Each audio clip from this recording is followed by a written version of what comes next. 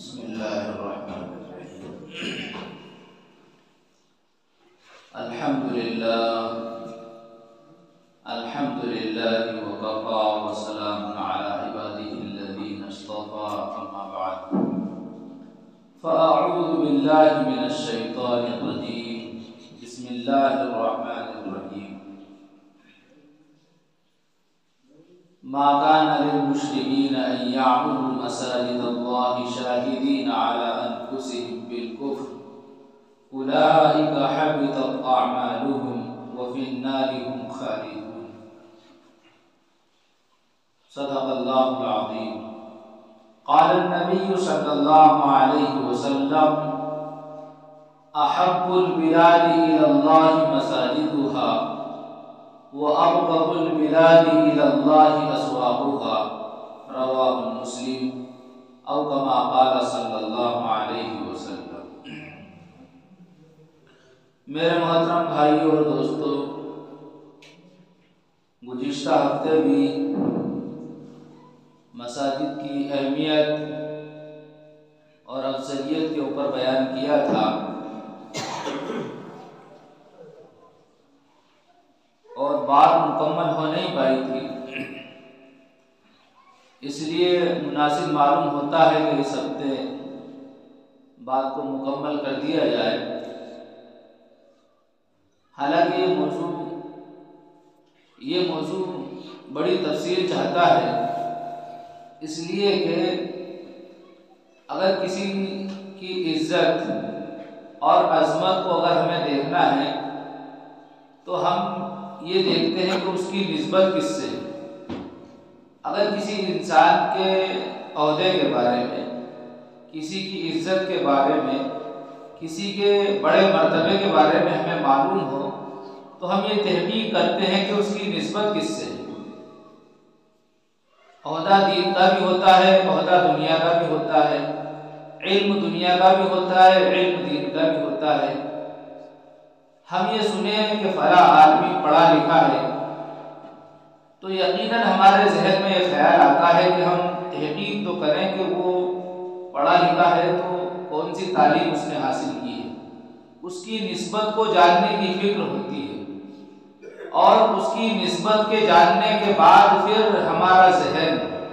اور ہمارا قلب و دماغ یہ فیصلہ کرتے ہیں کہ یہ انسان کتنی عزت کا حامل ہے، اس کو کتنی عزت دینا چاہیے۔ تو کسی کی عزت کا معیار دنیا والوں کے نزدیک نسبت ہوا کرتی ہے، اسی لیے اللہ تعالیٰ نے مسجدوں کو عزت دی، اپنے نام سے منسلک کر دی۔ فرمایا کہ مسجدیں اللہ کا گھر ہے، فی بیوت اذن اللہ ان ترفع ویذکر فیہا اسمہ یسبح له فیہا بالغدو والآصال رجال لا تلہیہم تجارت ولا بیع عن ذکر اللہ، کہ دنیا کے اندر تعمیرات تو بہت زیادہ ہیں، ہو چکی ہیں، ہو رہی ہیں اور ہوں گی، لیکن ان تعمیرات میں کچھ گھر، کچھ تعمیرات ایسی ہیں، کچھ عمارتیں ایسی ہیں جن کو بلند کرنے کی اللہ تعالیٰ نے اجازت دے دی کہ ان کو بہت زیادہ بلند کیا جائے، اس لیے کہ ان گھروں میں، ان عمارات میں صبح و شام اللہ کا نام لیا جاتا ہے، یسبح له فیہا بالغدو والآصال، صبح و شام اللہ کا نام لیا جاتا ہے ان گھروں کے اندر۔ مطلب یہ ہے کہ فجر کی نماز پڑھی جاتی ہے، اور وضو سے مراد فجر کی نماز کو مفسرین نے لیا ہے، اور آصال سے مراد بقیہ 4 نمازوں کو لیا ہے، کہ فجر کے بعد ظہر تک کا خالی وقفہ رہتا ہے، اس میں انسان اپنے دنیاوی کاموں کو انجام دیتا ہے، اور ظہر، عصر، مغرب ان میں اتنا زیادہ وقفہ نہیں ہوتا، اور عشاء کی نماز کے بعد ایک کافی لمبا وقت ہوتا ہے، تو کہا کہ یہ آرام کا وقت ہے، اور جو فجر سے لے کر ظہر تک کا وقت ہے یہ کام کا وقت ہے۔ تو اس میں صحیح معنوں میں جو دیندار لوگ ہیں وہ اپنے دنیاوی کاموں کو انجام دیتے ہیں اور اس کے بعد وہ یا تو کچھ دیر آرام کرتے ہیں اور اس کے بعد جس کو قیلولہ کہا جاتا ہے قیلولہ کرتے ہیں اور اس کے بعد وہ عبادتوں میں یا دینی کاموں میں لگ جاتے ہیں۔ ہم لوگوں کے ذہنوں میں جو تصور ہے وہ یہ ہے کہ صرف نماز ہی میں عبادت سمٹ گئی ہے، حالانکہ ایسا نہیں ہے۔ جو دیندار طبقہ ہے آج بھی الحمدللہ اس کی مثالیں مل سکتی ہیں۔ اگر ہم دنیا کا چکر لگائیں، دنیا کے اندر اگر ہم گشت کریں تو اس چیز کو محسوس ہی نہیں کریں گے، بلکہ اپنی آنکھوں سے دیکھ لیں گے کہ جو اللہ کے مخلص بنتے ہیں، دیندار بنتے ہیں، وہ ظہر تک اپنے دنیاوی کام کو انجام دیتے ہیں، ظہر کے بعد نماز پڑھنے کے بعد کھانا کھاتے ہیں، کچھ دیر قیلولہ کرتے ہیں، اس کے بعد وہ دین کے کاموں میں لگ جاتے ہیں اور پھر نماز پڑھتے ہیں اور عصر سے مغرب جو ہے ذکر و اذکار میں لگ جاتے ہیں اور اس کے بعد مغرب سے عشاء کی وہ کسی نہ کسی درجے کی عبادت میں لگے رہتے ہیں، وہ اوابین کی قبیل سے ہو یا قرآن کی تلاوت ہو یا کوئی دوسرا مشغلہ ہو۔ اسی طرح عشاء اور عشاء کے بعد بعض لوگ تو یہ ہے کہ جلدی سو جاتے ہیں، بعض لوگ جو ہے دینی مجلسوں میں لگ جاتے ہیں یا ذکر و اذکار میں لگ جاتے ہیں یا قرآن کی تلاوت میں لگ جاتے ہیں اور پھر وہ سو جاتے ہیں اور اس کے بعد ان کو ایک لمبا ٹائم ملتا ہے کہ وہ فجر تک آرام کر لیتے ہیں۔ تو اللہ تعالیٰ نے قرآن کریم کی اس آیت میں یہ ترتیب بتائی ہے کہ کچھ لوگ ہیں جو اللہ کا ذکر کرتے ہیں، رجال اللہ تلہیہم، صبح و شام اللہ کا نام لیتے ہیں، اور وہ کون لوگ ہیں اس کو بھی بیان کیا، رجال اللہ تلہیہم تجارت ولا بیع عن ذکر اللہ، کہ وہ ایسے مرد حضرات ہیں رجال اللہ تلہیہم کہ ان کی تجارت ان کو غفلت میں نہیں ڈالتی، تلہیہم تجارت، ان کی تجارت ان کو غفلت میں نہیں ڈالتی، ولا بیع عن ذکر اللہ، اور نہ ہی دنیا کی خرید و فروخت ان کو اللہ کی ذکر سے غفلت میں ڈالتی ہے، بلکہ ایسے لوگ ہیں، ایسی شخصیتیں ہیں، ایسے افراد ہیں کہ وہ اللہ کا ذکر کرتے رہتے ہیں، اور اللہ کے ذکر سے مراد صرف تسبیح لے کر سبحان اللہ الحمدللہ پڑھنا ہی نہیں ہے، بلکہ اس میں ہر طرح کا ذکر داخل ہے، وہ نماز کی قبیل سے ہو یا پھر جس کو ہم ذکر سمجھتے ہیں تسبیح میں پڑھنا وہ ذکر ہو، سبحان اللہ الحمدللہ کا پڑھنا ہو، تیسرے کلمے کا پڑھنا ہو، یا لا الہ الا اللہ کا ورد کرنا ہو، یا درود شریف کا پڑھنا ہو، یا کسی بھی طرح اللہ کی بڑائی بیان کرنا ہو، یا وہ ہمارے عام الفاظ میں اللہ کی وحدانیت کو بولنا ہو، اللہ کی بڑائی کی دعوت دینا ہو، یا بھٹکے ہوئے لوگوں کو اللہ کا تعارف کرانا ہو اور اللہ کی پہچان کرا کر ان کو اللہ سے جوڑنا ہو، یہ بھی ذکر میں شامل ہے۔ تو ذکر کی بڑی لمبی تفصیل ہے، یہ ساری چیزیں جو ہے ذکر میں داخل ہیں۔ تو ایسے افراد، ایسے مرد حضرات جن کو ان کی تجارت غفلت میں نہیں ڈالتی اور خرید و فروخت اللہ کی یاد سے غفلت میں نہیں ڈالتی، لا تلہیہم تجارت ولا بیع عن ذکر اللہ، کیا کرتے ہیں؟ اقام الصلاۃ وایتاء الزکاۃ یخافون یوما تتقلب فیہ القلوب والابصار، نماز میں قائم کرتے ہیں، زکوٰۃ بھی ادا کرتے ہیں، اور وہ ایسے دن سے ڈرتے ہیں، ان کے سینے کانپتے ہیں، لرز اٹھتے ہیں، ایسا دن جس کو قیامت کا دن کہا جاتا ہے، جس میں جو ہے آنکھیں پتھر جائیں گی، فیہ القلوب والابصار، اور دل دہل جائیں گے، اور جس کے خوف سے، دہشت سے ہر انسان سیوا ہوا ہوگا، اس دن کی یاد سے یہ لوگ ڈرتے ہیں اور دنیا ہی میں اس دن کو یاد کرتے کرتے اپنے اس دن کی تیاری میں لگ جاتے ہیں۔ یخافون یوما تتقلب فیہ القلوب والابصار، یہاں پر ایک بات یہ بھی سمجھ لیں کہ اللہ تعالیٰ نے رجال اللہ تلہیہم کا ذکر فرمایا، یہاں پر فرمایا رجال اللہ تلہیہم تجارت ولا بیع عن ذکر اللہ، کہ ایسے مرد حضرات ہیں جو ان مسجدوں میں، ان گھروں میں جو ہے اللہ کو یاد کرتے ہیں، اور اللہ کو یاد کرنے سے ان کی تجارت اور خرید و فروخت تو غفلت میں نہیں ڈالتی۔ یہاں پر مردوں کا ذکر ہے، مستورات کا ذکر نہیں ہے، اس لیے ہمارے علماء اس بات کو بیان کرتے ہیں کہ عورتوں کے لیے عبادت کی جگہ اور سب سے اچھی جگہ وہ گھر ہے، بلکہ اس کے اندر بھی تخصیص کی ہے کہ گھر کے بھی جو حصے ہوتے ہیں، ایک تو صحن ہوتا ہے اور شہر میں نماز پڑھنے سے زیادہ بہتر ہے کہ وہ گھر کے اندر نماز پڑھے. اور گھر میں ایک ہوتا ہے سامنے کا کمرہ، اس سامنے کے کمرے میں نماز پڑھنے سے بہتر ہے کہ وہ اپنے آرام گاہ والے کمرے میں نماز پڑھے، اور اس سے بھی بہتر ہے کہ وہ اپنے گھر کی کٹیا میں نماز پڑھے. اس طرح ہوتا ہے، ایک ہال ہوتا ہے، ایک آرام کرنے کے لیے کمرہ ہوتا ہے، اور ایک کچن ہوتا ہے کھانا بنانے کے لیے. اور بعض لوگ جو سمجھدار ہوتے ہیں وہ نماز پڑھنے کے لیے ایک جگہ متعین کرتے ہیں جس کو کٹیا کہتے ہیں. تو کہا اس کٹیا میں جہاں پر کسی غیر محرم کی نظر نہ پڑے اس میں نماز پڑھنا سب سے افضل ہے. تو کیا فرمایا کہ مستورات کے لیے گھر میں نماز پڑھنا، اور گھروں میں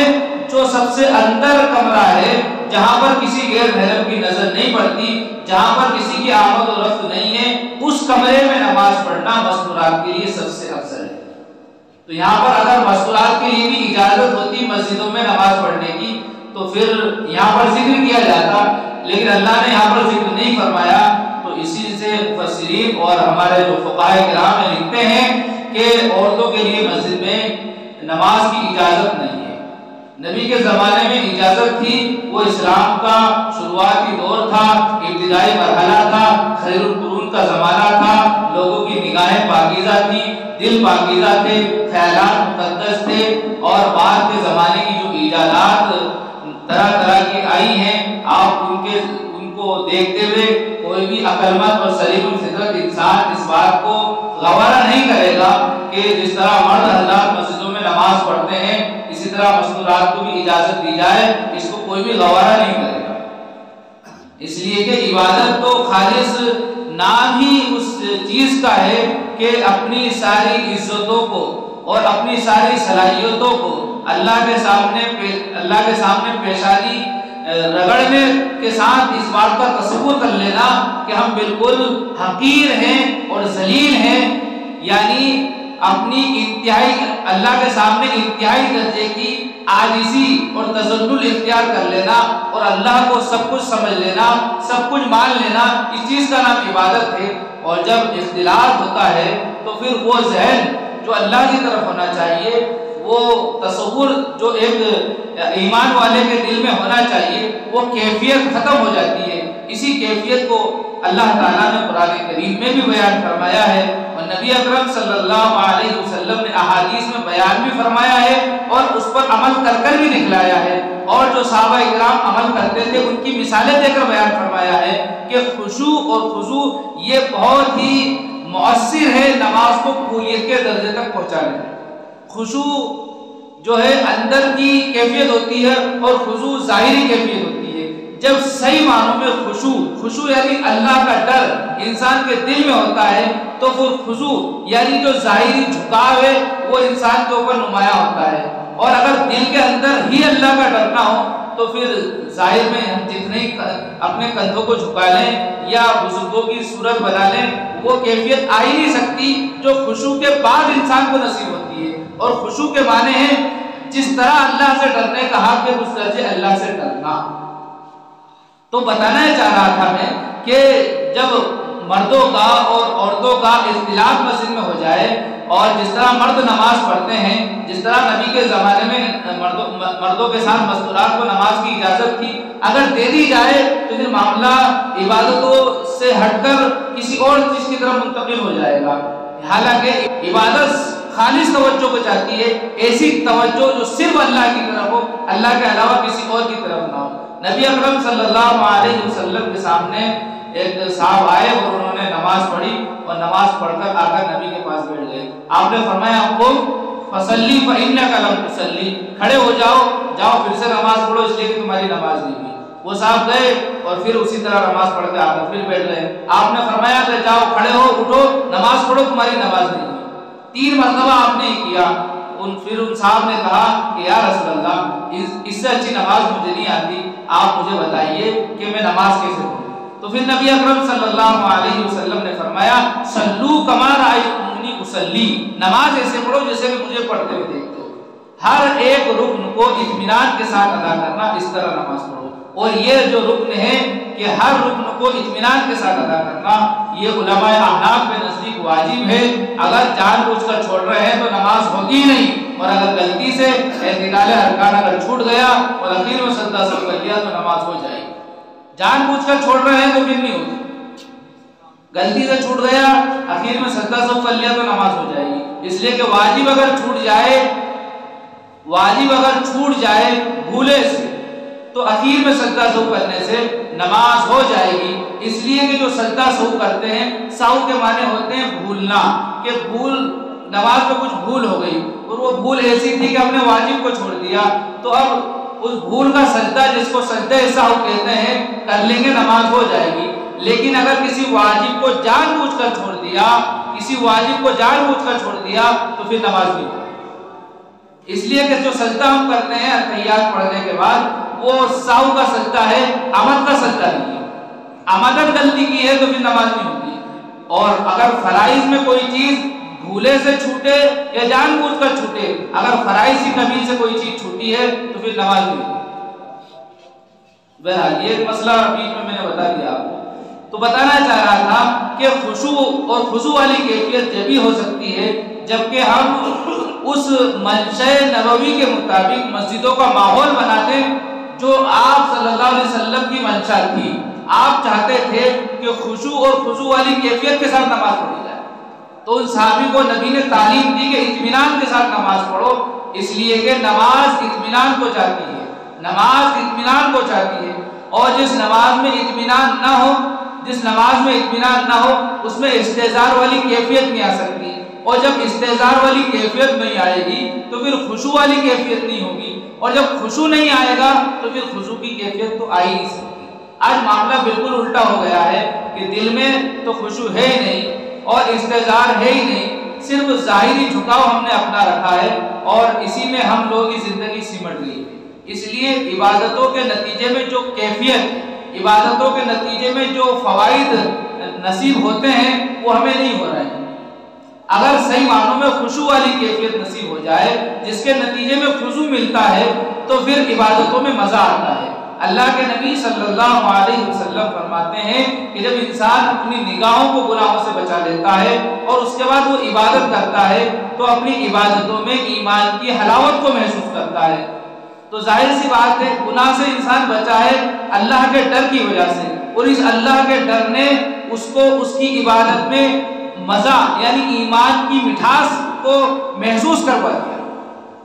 اب وہ ڈر اگر نماز کے اندر اگر ہمیں نصیب ہو جائے کہ میرا اللہ مجھے دیکھ رہا ہے، میں نماز پڑھ رہا ہوں، نمازی اللہ کے سامنے کھڑا ہوتا ہے، سجدہ کرتا ہے تو اللہ کے قدموں میں اپنے سر کو رکھ دیتا ہے، جب تک نمازی صحیح طرح سے اللہ کی طرف متوجہ رہتا ہے اللہ بھی اپنی توجہ اس کی طرف جمائے رکھتے ہیں، اور جب نمازی کھانسنے میں اور کھجالنے میں، داڑھی پر ہاتھ پھیرنے میں، کرتا صحیح کرنے میں اپنا دھیان لگا دیتا ہے پھر اللہ بھی اپنی توجہ اس کی طرف سے ہٹا لیتے ہیں۔ اور جب نماز مکمل کر لیتا ہے اور نماز کو بگاڑ کر پڑھتا ہے، اس طرح بگاڑ کر پڑھتا ہے کہ پتہ ہی نہیں پہلی رکعت میں کیا پڑھا تھا، دوسری میں کیا پڑھا ہے، پتہ ہی نہیں میں نے سجدے کتنے کیے ہیں، پتہ ہی نہیں میں نے رکعتیں کتنی پڑھی ہیں، ایک ایسی شکوک و شبہات والی نماز کہ بالکل استحضار ہوا ہی نہیں نصیب انسان کو، ایسی نماز پڑھتا ہے، نماز کو بگاڑتا ہے، نماز میں ذرا بھی اللہ کی طرف اس کا دھیان نہیں جاتا، تو پھر نماز اس کے لیے کالے کپڑے میں لپیٹ کر منہ پر مار دی جاتی ہے اور وہ نماز اس کو بددعائیں دیتے ہوئے اللہ کے پاس۔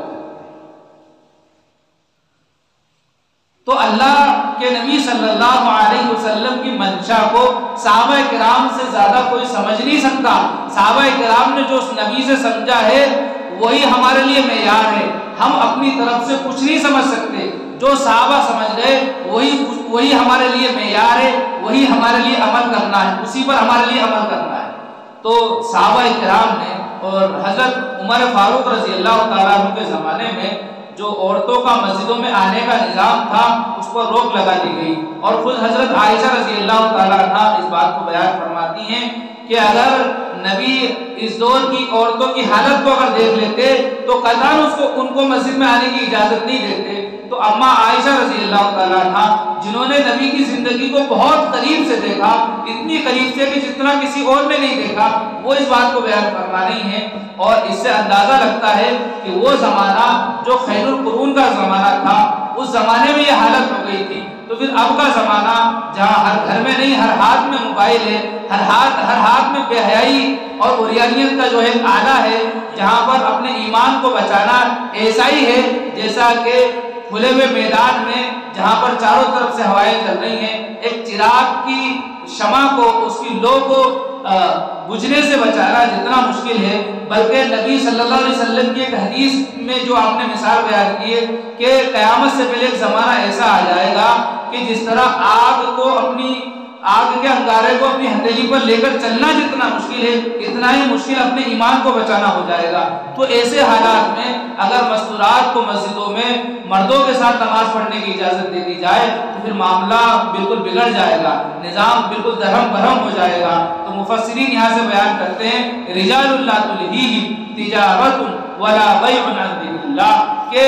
ایسے مرد ہیں، ایسے مومن مرد ہیں کہ جن کو ان کی تجارت غفلت میں نہیں ڈالتی، دنیا کی خرید و فروخت ان کو اللہ کی یاد سے غفلت میں نہیں ڈالتی عن ذکر اللہ، بلکہ ان کا معاملہ تو یہ ہے اقام الصلاۃ، وہ نماز کو قائم کرتے ہیں، ایتاء الزکاۃ، زکات دیتے ہیں، یخافون، نماز قائم کر رہے ہیں، زکات بھی دے رہے ہیں۔ نماز بدنی عبادت ہے جس میں انسان کا جسم استعمال ہوتا ہے، بدنی عبادت ہے، بدنی عبادت بھی ادا کر رہے ہیں، اور جو ہے مالی عبادت بھی ادا کر رہے ہیں کہ زکات دے رہے ہیں، بندوں کے حقوق ادا کر رہے ہیں، نماز کے ذریعے اللہ کے حقوق کو ادا کر رہے ہیں، اور زکات کے ذریعے بندوں کے حقوق ادا کر رہے ہیں، اس کے باوجود بھی ان کے دل ڈر رہے ہیں، یخافون، وہ ڈرتے ہیں، یخافون ایسے دن سے، یوم تتقلب فیہ القلوب والابصار، جس دن آنکھوں کو الٹ پلٹ دیا جائے گا، دلوں کو الٹ پلٹ دیا جائے گا، ایسے دن سے ڈرتے ہیں، اور وہ دن قیامت کا دن ہے۔ یہی لوگ صحیح معنوں میں ایمان والے ہیں۔ تو اللہ تعالیٰ نے اجازت دی ہے کہ مسجدوں کو بلند کیا جائے۔ عام طور پر جو ہمارے گھروں کی بناوٹ ہے اس سے کئی گنا جو ہے اچھی مسجدیں ہونا چاہیے۔ اللہ تعالیٰ نے اس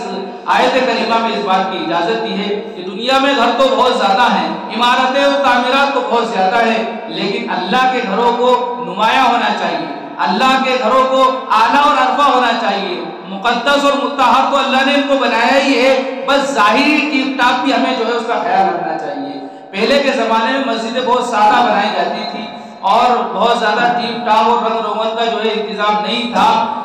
لیکن بعد کے زمانے میں جب دیکھا کہ جو ہے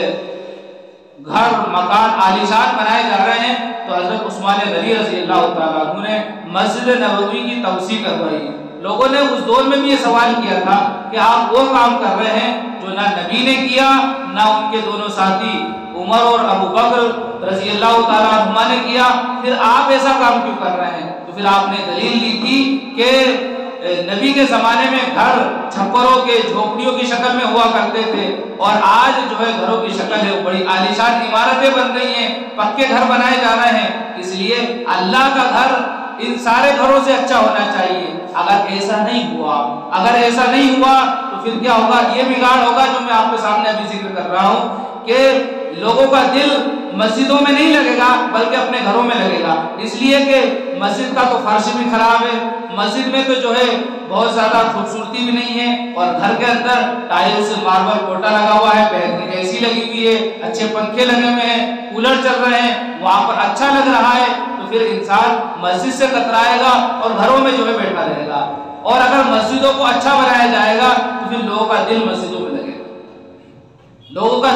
میں لگے گا، اور آج دیکھ لیجئے جو بات حضرت عثمان غنی رضی اللہ تعالیٰ عنہ نے اس زمانے میں فرمائی تھی وہ آج ہم اچھی طرح محسوس کر رہے ہیں کہ آج لوگوں کے دل مسجدوں میں نہیں لگ رہے ہیں، گھروں میں لگ رہے ہیں، اس لیے کہ جان بھی گھر پہ لگ رہی ہے، مال بھی گھر پہ لگ رہا ہے، اور مسجدوں پہ کچھ نہیں لگ رہا ہے۔ اس لیے اللہ تعالیٰ نے قرآن کریم کی آیت میں بڑی جامع بات ارشاد فرمائی ہے، اور ایسی لگی لگتی بات نہیں کی بلکہ بڑے کھرے پن سے اور بالکل اصول و ضوابط کے ساتھ اللہ تعالیٰ نے بات کی ہے کہ بالکل شرک کی ذرے برابر بھی آمیزش نہ رہے، بالکل کھڑے پن سے بات کی ہے. فرمایا انما یعمر مساجد اللہ، کہ اللہ کے گھر کو وہی لوگ بناتے ہیں جو اللہ پر ایمان رکھتے ہیں، جن کو جو اللہ پر ایمان رکھتے ہیں. اور دوسری بات والیوم الآخر، اور آخرت کے دن پر ایمان رکھتے ہیں. میں نے پچھلے ہفتے بھی یہ بات عرض کی تھی کہ جو انسان اللہ پر ایمان رکھتا ہے وہ تو آخرت کو مانے گا ہی. ایسا ہو نہیں سکتا کہ انسان اللہ کو مانے اور آخرت کو نہ مانے. اللہ پر ایمان لانا تو اللہ نے جو کچھ فرمایا ہے سب کو ماننا، لیکن اللہ تعالیٰ نے آخرت کا تذکرہ الگ سے فرمایا. انما یعمر مساجد اللہ من آمن باللہ والیوم الآخر، کہ اللہ کے گھر کو وہی لوگ بناتے ہیں جو اللہ پر ایمان رکھتے ہیں اور آخرت کے دن پر ایمان رکھتے ہیں. مطلب یہ ہے کہ مسجدیں بناؤ اور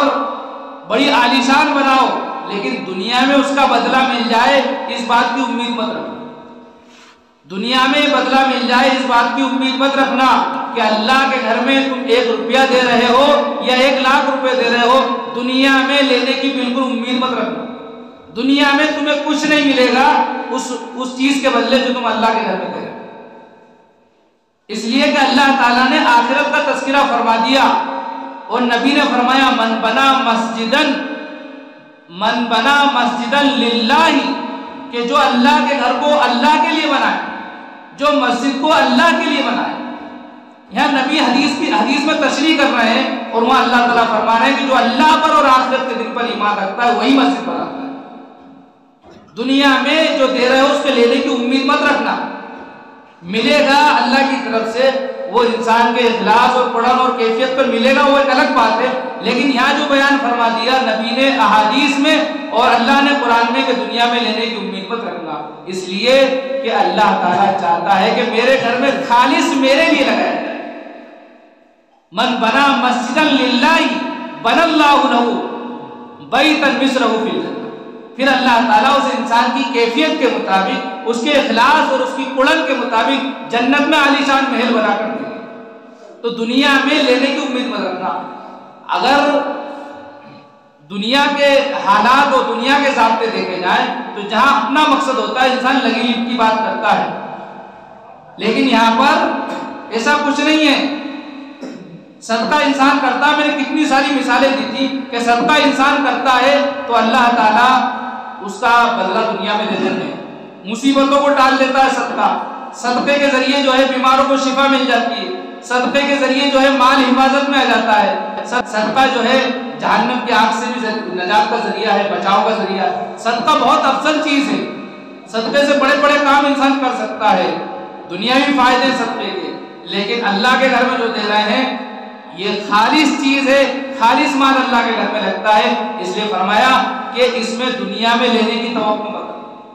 تمہارے اخلاص اور تمہاری قرآن پر اللہ دنیا میں بھی دے دے گا، لیکن امید مت کرو. اس کا تو جو دیا ہے وہ آخرت ہی میں ملے گا. اس لیے اللہ کے نبی نے یہ نہیں فرمایا کہ دنیا میں تمہارے جو ہے کام درست کر دیں گے، تمہارے حالات درست کر دیں گے، بلکہ فرمایا آخرت میں جنت میں ایک عالیشان محل بنا کر دیں گے. اور آگے فرمایا کہ وہ لوگ مسجد کو بناتے ہیں جو نماز قائم کرتے ہیں اور زکوٰۃ ادا کرتے ہیں اور اللہ کے سوا کسی سے نہیں ڈرتے. تو ہر کام اخلاص کے ساتھ کیا جانا چاہیے، لیکن اللہ کے گھر میں اس بات کا بہت زیادہ اہتمام رکھنا چاہیے، بہت زیادہ اہتمام رکھنا چاہیے. اس لیے میرے بھائیوں بہت ساری باتیں ذہن میں آتی چلی جاتی ہیں اور میں بیان کرتا چلا جاتا ہوں. کوشش کروں گا انشاءاللہ اگلے ہفتے میں کچھ سمجھانے کی، لیکن یہ ہے کہ ہم مطمئن نہ ہوں. ہم نے جب سے مسجدوں کی عظمت کو ختم کر دیا ہماری بھی عظمت باقی نہیں رہی. اور مسجد کے اندر پیسہ لگانا یہ بھی ثواب کا کام ہے اور بڑے ثواب کا کام ہے، لیکن مسجدوں کو آباد کرنا یہ اس سے زیادہ ثواب کا کام. اس لیے ابراہیم علیہ السلام جب کعبے کو بنا رہے تھے تو اللہ تعالیٰ سے دعا بھی ساتھ میں کرتے جا رہے تھے. اللہ تعالیٰ نے پہلے بارے میں اس بات کو بیان فرمایا اور اللہ تعالیٰ کو یہ عطا اتنی پسند آئی کہ وہ کہہ رہے ہیں ہم لوگوں سے کہ وَإِذْ يَرْفَعُ، یاد کرو اس وقت کو، وَإِذْ يَرْفَعُ، یاد کرو اس وقت کو، ابراہیم القواعد من البیت واسماعیل. اللہ تعالیٰ کو یہ عطا اتنی پسند آئی ابراہیم علیہ السلام کی کہ وہ ہم لوگوں سے کہہ رہے ہیں، امت مسلمہ سے، امت محمدیہ سے خطاب کر کے کہہ رہے ہیں کہ یاد کرو اس وقت کو جب ابراہیم علیہ السلام کعبے کو بنا رہے تھے اور یہ کہہ رہے تھے ربنا تقبل منا انک انت السمیع العلیم، کہ اے ہمارے رب اس کو ہماری جانب سے قبول کر لیجیے۔ یعنی کعبہ بنایا، دنیا کا ہر انسان وہاں جانے کی خواہش رکھتا ہے، وہاں پر اللہ کا ایک اہم فریضہ حج ادا ہوتا ہے۔ اتنی اہم عمارت کی تعمیر حضرت ابراہیم علیہ السلام نے کی، لیکن اس کے باوجود بھی چھوٹا بن کہ اللہ ہماری طرف سے قبول کر لینا، ربنا تقبل منا انک انت السمیع العلیم، ہماری طرف سے قبول کر لینا۔ اگلا جو جملہ ہے وہ بہت زیادہ غور سے سننے کا اور عمل کرنے کا ہے۔ یوں تو پورا قرآن عمل کرنے کا ہے، لیکن ہم مسجد کی تعمیر کر رہے ہیں تو اس بات کا یہاں پر بہت زیادہ اہتمام ہمیں ہونا چاہیے۔ فرمایا ربنا وجعلنا، اے ہمارے رب، وجعلنا مسلمین، ہم دونوں کو فرما بردار بنا دے، ہم دونوں کو فرما بردار بنا دے۔ ربنا وجعلنا مسلمین لک ومن ذریتنا، ہم تو فرما بردار ہیں، تیرا گھر بنا رہے ہیں، تیرے گھر کو آباد بھی کر رہے ہیں، لیکن پتہ نہیں ہمارے مرنے کے بعد ہماری ذریت، ہماری اولاد جو ہے تیرے گھر کو آباد کرے یا نہیں کرے۔ ہم دعا کرتے ہیں کہ تیرا گھر آباد رہے، ہماری نسلوں میں، ہماری ذریت میں بھی جو ہے ایسے اطاعت شیار فرما بردار بندوں کو پیدا کرنا جو اس کو آباد کرے۔ ومن ذریتنا ربنا وجعلنا مسلمین لک ومن ذریتنا، تو یہ ہمارے لیے سمجھنے کی بات ہے کہ ہم گھر بنا رہے ہیں، مسجد بنا رہے ہیں، ہمیں آباد کرنے کی بھی اتنی فکر ہونا چاہیے۔ کہیں ایسا نہ ہو کہ علامہ اقبال کا وہ شعر ہمارے اوپر فٹ ہو جائے، مسجد تو بنا دی شب بھر میں ایمان کی حرارت والوں نے، مسجد تو بنا دی شب بھر میں ایمان کی حرارت والوں نے، من اپنا پرانا پاپی ہے، برسوں میں نمازی بن نہ سکا۔ کہیں ایسا نہ ہو جائے، اس لیے ہمیں استغفار بھی کرنا چاہیے، ہر اچھے عمل کے بعد استغفار، ہر اچھے عمل کے بعد استغفار کے اللہ قبول کر لیجیے۔ کہ ایسا نہ ہو کہ ہمارے اندر بڑا پر آ جائے، گھمنڈ آ جائے، غرور آ جائے اور ہم مطمئن ہو جائیں۔ ایمان والا کبھی مطمئن نہیں ہوتا، ایمان والا کبھی بھلائی سے سیر نہیں ہوتا، وہ ہمیشہ بھلائی کرتے کرتے آگے بڑھتے رہتا ہے، یہاں تک کہ وہ اپنے مالک حقیقی سے جا ملتا ہے۔ اس لیے ضروری ہے کہ ہم اللہ کے گھر میں اپنی حیثیت کے مطابق جو ہے جان کی، مال کی ہر ایک بات سے قربانی دیں۔ ابھی گھر مکمل بنا نہیں ہے، اس لیے اس کی کوشش کریں۔ اور یہ بہت سمجھنے کی بات ہے، ایک واقعہ مجھے یاد آ گیا کہ ہم یہ نہ سوچیں کہ ہمارا اتنا لگ گیا، خوش نصیب ہو آپ کہ آپ کا لگ گیا، خوش نصیب ہو آپ کہ آپ کا لگ گیا۔ نہیں تو بہت سارے اسپتالوں میں دے رہے ہیں، بہت سارے جو ہے سڑک حادثوں میں اور دیگر جگہوں میں جو ہے برباد کر بیٹھے ہیں۔ اللہ ہمارا اللہ کے گھر میں لگوانا، ہم خوش نصیب ہیں۔ تو بہت سارے ایسے تھے جو چاہتے تھے دینا، لیکن کوئی بیمار ہو گیا نہیں دے پائے، کوئی کسی مقدمے میں پھنس گیا نہیں دے پائے، دینا چاہتے تھے لیکن نہیں دے پائے۔ اللہ نے ہم سے دلوا لیا، دلوا رہا ہے، بہت بڑا احسان ہے۔ ایک واقعہ ایک صاحب سنا رہے تھے کہ حج کے لیے گئے تو وہاں پر مکے سے مدینے کے بیچ میں کوئی جگہ تھی، نام بتایا تھا، میرے ذہن میں نہیں وہ جگہ، کہ وہاں پر مسجد بنی۔ تو وہاں پر عرب میں آج بھی یہ دستور ہے کہ ایک انسان اکیلا ہی مسجد بناتا ہے، اور مل کر بھی بنانا چاہے تو بنا دیتے ہیں، جیسے کہ نبی کی دوسری حدیثوں سے اس بات کا ثبوت ملتا ہے کہ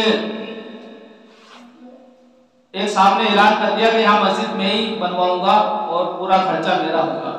انہوں نے مسجد بنوائی، مسجد بن گئی، لوگ نماز بھی پڑھنے لگے اس میں۔ تو ایک دن خواب میں دیکھا کہ اللہ نے تیری مغفرت کر دی، اور جس نے اس مسجد کو بنانے میں معاونت کی اس کی بھی مغفرت کر دی۔ اس کو بڑی حیرانی ہوئی کہ اس میں تو کسی کا ایک روپیہ بھی نہیں لگا، پھر یہ بات کیوں کہی جا رہی ہے؟ دوسرے دن پھر خواب دیکھا کہ تیری بھی مغفرت کر دی اور جس نے اس میں تعاون کیا اس کی بھی مغفرت کر دی۔ تو پھر اس نے تحقیق کروائی کہ دیکھو اس میں کسی نے اور بھی پیسہ ملایا ہے کیا؟ تو پھر وہ کچھ لوگوں نے بتایا جو کام کرنے والے تھے کہ ہاں یہاں ایک دن سیمنٹ ختم ہو گئی تھی تو ایک مزدور تھا، اس نے ایک سیمنٹ کی بوری لا کر دی تھی۔ تو اس مزدور کو بلوایا، اس سے کہا بھائی سیمنٹ تم نے دی تھی اس میں؟ اس نے کہا ہاں ایک بوری سیمنٹ دی تھی میں نے۔ تو کہا کہ یہ جو ہے سیمنٹ آتی ہے 350 کی، تم 500 لے لو۔ تو کہا مجھے نہیں چاہیے، میں نے تو بس اللہ کے لیے دی تھی۔ اس نے اصرار کیا نہیں تم 1000 لے لو۔ نے کہا مجھے نہیں چاہیے، 2000 5000 10000 بڑھتے گئے ہو۔ اس نے کہا پوری دنیا دے دو تو نہیں لوں۔ اس لیے کہ جو خواب تم نے دیکھا ہے اللہ نے مجھے بھی دکھا دیا. تو جو دیتا ہے اللہ تعالیٰ دنیا میں بشارت دیتا ہے. بس شرط یہ ہے کہ ہم اخلاص کے ساتھ اللہ کے لیے لگانے والے بنے. اللہ مجھے بھی، آپ کو بھی اور تمام مسلمانوں کو عمل کی توفیق عطا فرمائے. آمین. وآخر دعوانا الحمدللہ.